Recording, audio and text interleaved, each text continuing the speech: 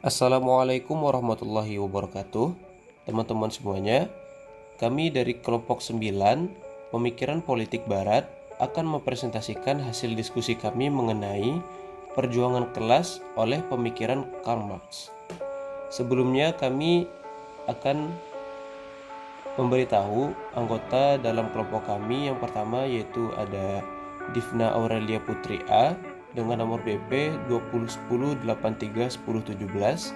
Yang kedua Muhammad Syaif Al-Islam dengan nomor BP 2010832010.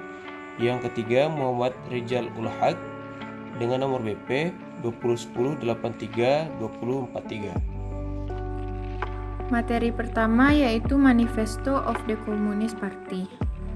Karl Marx bersama rekannya Friedrich Engels menerbitkan kitab Manifesto Komunis. Pamflet sebanyak 23 halaman itu terbit di tahun 1848 di London.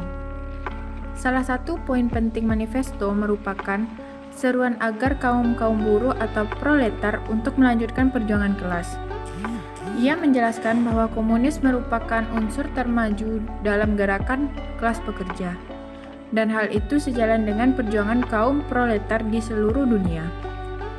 Dalam manifesto, termasuk salah satu pernyataannya yang paling terkenal yaitu sejarah dari semua masyarakat yang ada hingga sekarang ini adalah sejarah perjuangan kelas. Menurutnya, terbentuknya masyarakat tak lepas dari pertentangan antara kaum penindas dengan yang tertindas.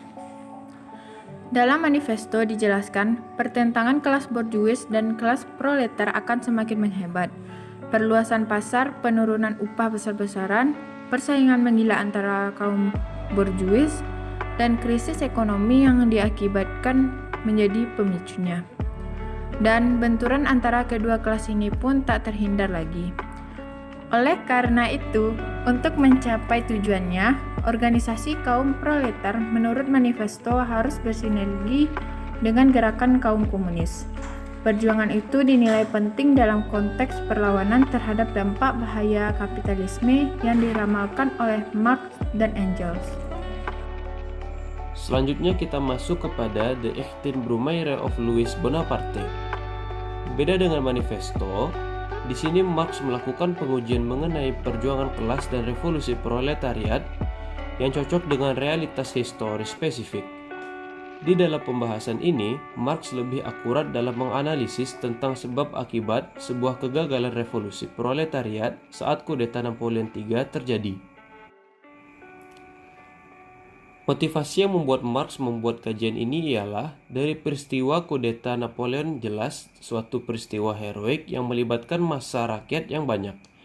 Marx menilai rekonstruksi sebuah historis Proudhon itu bersifat apologis di mana peristiwa ini sebagai titik kulminatif.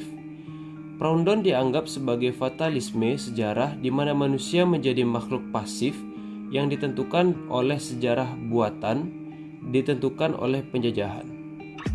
Manusia tidak boleh dideterminasi oleh sejarah mereka menurut Marx.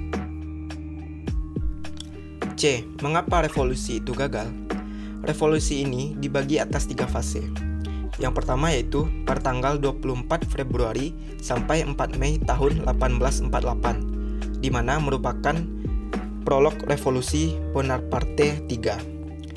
Fase yang kedua yaitu dimulai pada bulan Mei 1848 sampai bulan Mei 1849, ketika terjadinya pertemuan kaum konservatif, reaksioner, dan nonarkis dalam suatu sidang konstituante. Fase yang terakhir, fase ini dimulai ketika Louis Bonaparte terpilih sebagai penguasa Prancis pada bulan Desember tahun 1848 yang kemudian diikuti oleh berakhirnya Dewan Konstituante. Kegagalan perjuangan kelas proletariat menurut Marx disebabkan orang-orang Prancis tidak bisa melepas dirinya dari belenggu mimpi buruk yang menakutkan. Warisan revolusi Prancis tahun 1789. Kegagalan ini juga dikarenakan para pemimpin gerakan proletariat tidak mengetahui bagaimana cara mengeksploitir situasi-situasi genting untuk kepentingan gerakan revolusioner.